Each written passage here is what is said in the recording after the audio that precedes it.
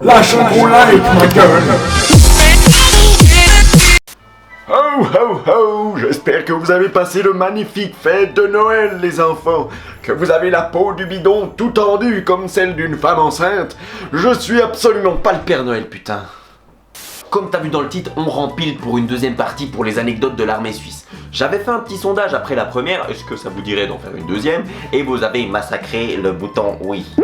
Voilà, donc j'ai eu un téléphone, on m'a dit le bouton oui est décédé. Bon, j'ai dit bon tant pis, on va faire une nouvelle vidéo. Voilà. Du coup, j'ai dû aller dans mon cerveau. J'ai dû aller in my brain un peu, tu vois, chercher des connectiques pour retrouver mes souvenirs, tu vois. Parce que bon, le but, c'est pas de vous inventer des histoires fausses pour vous faire rire. Hein. Je préfère ne pas vous faire rire avec une vraie histoire que de vous faire rire avec une fausse. Hein. On est d'accord. On est parti pour la deuxième vidéo sur les anecdotes de l'armée suisse. C'est parti, Simon, envoie le jingle. Ah, il l'a déjà fait cette blague. Ah, sacré Simon, va. Quel coquin. Quel sacré fils de... On était déployé à Hongrin, donc c'est un petit village perdu en haut de la montagne où il y a plus de rochers que d'habitants. Et du coup, eh bien, on devait partir de là. On avait terminé notre séjour là-haut, ce qui était un peu chiant parce que visiblement, tu dors dans un bunker, il fait très humide, t'as pas de réseau, t'as pas d'électricité pour charger ton téléphone, sauf si tu veux le mettre à la salle de bain et où il y a tout le monde qui te vole ton putain de chargeur. Excuse-moi. Donc on partait à la fin de Hongrin pour une semaine de survie. Alors je vais vous expliquer la semaine de survie dans l'anecdote suivante, parce que cette semaine de survie elle était vraiment très pénible, je vous jure, même pour un chauffeur. Le matin où on devait partir, j'ai chopé je ne sais quoi, une merde qui me faisait mais gerber tous les 3 minutes et demie. Hein. Tu faisais 3 minutes, c'est bien, 3 minutes, c'était la catastrophe. Il n'y avait plus personne pour conduire les camions, tous les camions étaient déjà occupé, parti. Il y avait vraiment bientôt plus personne en fait là-haut, j'allais être tout seul. Donc ils m'ont dit, bah écoute, quand ça va, bah tu y vas quoi. Bah au bout d'un moment, il avait fallu que je me casse. J'ai pris le camion, je descends en grain. Donc déjà en descendant, t'es tendu, c'est vraiment des petites routes et t'as un gros camion avec une remorque. Du coup, il faut vraiment prendre des virages un peu, faut assez conduire assez bien quoi. Du coup, t'es un peu tendu, tu vois, t'es un peu comme ça. Après, t'as le vomi qui te dit là les gars, il faut lâcher, là je dois sortir. Le vomi, il avait envie de... Du coup, un petit remonton, et là t'as deux possibilités. Tu ouvres la fenêtre et tu lâches tout. Ou bien tu fais quoi? J'ai tout foutu par la fenêtre, c'était vraiment sympa, j'ai fait bzzz, et en plus au canon c'est sympa, t'es assez haut, donc ça surplombe, ça fait vraiment un petit jet comme ça. Pouf. Enfin arrivé à destination, franchement, je suis arrivé, j'ai arrêté le camion, je suis descendu, j'ai vomi. J'ai dit là il faut que je me couche. Il y avait des exercices, moi, je dormais, personne ne me faisait chier, il n'y avait pas d'infirmerie, pas de médicaments. J'ai retrouvé des vieux médicaments que j'avais retrouvés au fond de mon sac, j'ai bouffé ça, bref, 2 jours après j'étais retinqué, j'étais nickel, d'attaque pour la semaine de survie. Donc dans ce groupe qui s'est déplacé de Hongrin à je ne sais plus le nom de ce bled, ben on était plusieurs groupes de métiers. Il y avait des fantassins, il y avait des conducteurs moto, conducteurs camions, etc. Ils nous ont fait un briefing, donc le briefing était vraiment très strict. Hein. C'était genre, vous prenez pas votre téléphone, vous fumez pas, vous ne prenez pas de nourriture, on va vous fouiller si vous avez pris des chips, etc.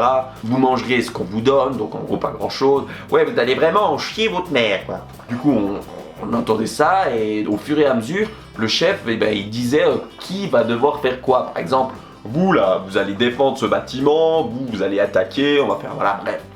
Jusqu'à ce qu'il arrive au chauffeur. Limite, il nous a fait, bon, vous là, les chauffeurs là, ouais, les inutiles là, vous. Vous le voyez cet emplacement? C'est l'objectif. Vous y allez et vous bougez pas. Chef, non, c'est pas la lire la carte. Du coup, qu'est-ce qu'on a dû faire? Notre semaine de survie. Rien que d'y penser, c'est difficile, hein, attendez. Je reprenne. Mes esprits, c'est une épreuve qui était très difficile pour moi, ça m'a marqué à peu près à vie. Étant donné que c'était des trucs rationnés pour ceux qui faisaient la semaine de survie, nous on n'avait pas de cuisinier. On a dû manger toute la semaine au McDonald's. J'ai jamais autant bouffé. Mon ventre me disait arrête, ne prends pas encore ce Sunday, gros con. Et là je disais mais oui, mettez-moi un grand Sunday. Non, bah le petit, le grand, vas-y, envoie, vas-y. Je sais que ça se fait pas de demander des pouces bleus, mais là c'était une épreuve difficile, donc n'hésitez pas, un gros pouce bleu, sa mère.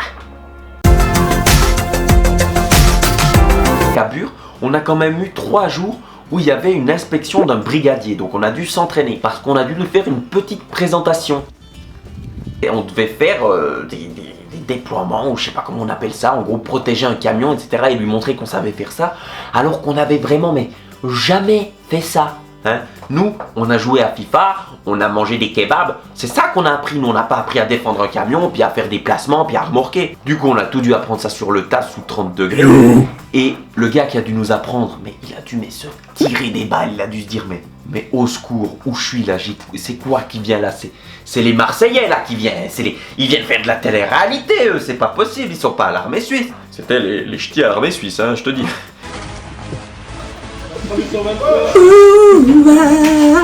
Les ch'tis à l'armée suisse. Ça va faire mal, ça va envoyer du très très lourd. Les ch'tis à l'armée suisse. Yeah. Du coup, cette inspection, elle s'est passée comme nous dirait le brigadier. Non, ils étaient fiers de nous, ils nous ont dit, vous avez fait des excellents progrès. Hein. Vous avez appris à attacher vos souliers et à fermer vos gueules. Pendant l'IFO, avec mes camarades, on a dû aider à préparer une journée des parents à la caserne de Chamblon. Du coup, c'était une journée, on a dû placer un peu des trucs. Bref, on a amené des toy-toys, il y a des toits qui ont un peu volé. Bref, on a posé des toy-toys, c'était super. Et quand c'était la journée, on devait aller chercher les gradés à la gare d'Yverdon. Et cette gare, elle m'a traumatisé. C'est vraiment quelque chose d'étrange. Ça m'est resté, la preuve, c'est que je vous en parle maintenant. Alors, j'étais là, avec on devait avoir les fusils. J'avais le fusil au dos, comme ça. Et tout d'un coup, il y a plein de gens qui sont venus me parler. Alors le premier, c'est un homme, jeans, veste en cuir, il vient vers moi, il me fait Vous êtes mandaté pour la descente du trafic de drogue? Non, moi je suis un ch'ti à l'armée suisse, je viens juste chercher des hauts gradés pour leur montrer ce qu'ils ont appris à Chamblon. Ah ok, vous voyez, je suis de la police des stupes et j'ai pensé que les militaires venaient nous aider. Je dis alors, moi je suis pas dans tout ça là. Je ne suis pas Pablo Escobar. Ok, alors je ne vous ai rien dit. Bonne journée, monsieur. Premier gars qui me vient, un policier en civil qui faisait une descente des stupes. Deuxième personne qui vient, une dame un peu genre Zaz, tu sais. Tu vois Zaz là? À Neuchâtel, j'en ferai quoi? Ben il y avait une dame qui ressemblait un peu à Zaz, qui est venue, et elle me dit je reviens d'Afrique, est-ce qu'il y a la guerre en Suisse? Quoi madame? Et là elle insiste, elle me fait non, vraiment, il y a la guerre en Suisse, je vois des militaires partout, je suis inquiète. non madame, pas de souci. Elle me regarde insistement, puis elle me dit merci. La meuf, elle était déconnectée. Il y a défilé des gens comme ça.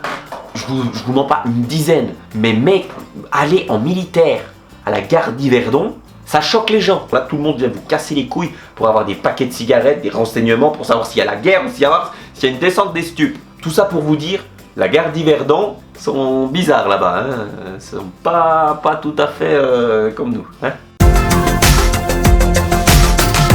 Quand j'étais à l'école de recrue, les sergents, ils aimaient bien faire un jeu de temps en temps. C'était faire un Charlie Charlie, c'est-à-dire que dès qu'ils disaient ça, tout le monde devait démerder, se cacher, peu importe si ça avait été souillé ou pas. Bref, tu démerdais de cacher et ils devaient venir te trouver. Bref, ils ont fait ça une fois à 17h environ, après un exercice ou je sais plus quoi. Charlie Charlie, bouf, tout le monde va se cacher.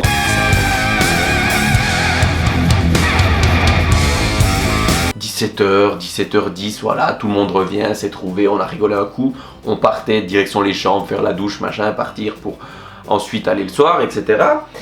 Et tout d'un coup, à 19h, 19h30, comme ça, quand tout le monde est fini, on est soupé, il y a un gars qui revient, il nous fait « Oh bah les gars, ils m'ont pas trouvé !» Bon, il était pas méchant, mais il était oubliable, quoi. C'était pas quelqu'un où tu te dis, putain, il manque, il est où ce con? Le type, il aurait pu rester coincé dans le frigo que personne l'aurait calculé. Hein. Ça serait été peut-être 3 jours après que tu ouvres le frigo. Oh putain, il y a la recrue, machin, avec les gelées dedans. Bon, c'est pas grave. Voilà, tu vois, c'est vraiment... C'est une anecdote un peu courte, mais... mais imagine, le type, il va se cacher, il y a personne qui l'a cherché. Gros bâtard, va. Sachez que les anecdotes que je vous dis, je les raconte comme ça. Je les raconte comme ça, c'est passé, comme ça me revient. Du coup, des fois, je bafouille, c'est pour ça que c'est un peu le montage, voilà. Mais bref, voilà pour cette vidéo d'anecdotes. J'espère qu'elle vous plaira autant que la première, car la première, elle vous a vraiment beaucoup plu. C'est pour ça que je garde quelques anecdotes sous le coude pour vous refaire encore une vidéo. Ces vidéos vous plaisent, ça apporte un peu de visibilité à ma petite chaîne YouTube. Et du coup, c'est donnant-donnant et ça fait très plaisir. J'espère que cette vidéo vous aura plu, on se retrouve très bientôt pour une prochaine. Jusque là, n'oubliez pas de manger des patates et surtout, restez des bons gars, parce que c'est important.